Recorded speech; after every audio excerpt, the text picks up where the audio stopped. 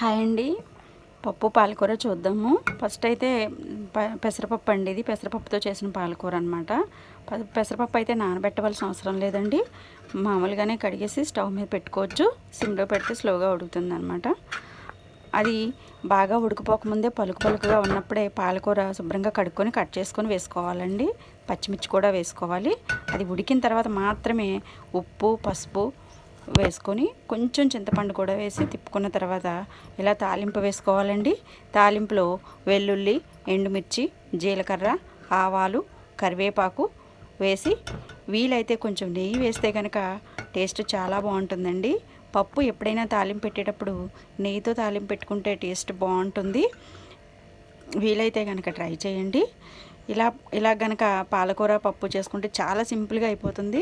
కందిపప్పు అయితే కుక్కర్లో పెట్టి టైం పడుతుందండి. పెసరపప్పుతో అయితే చాలా త్వరగా అయిపోతుంది.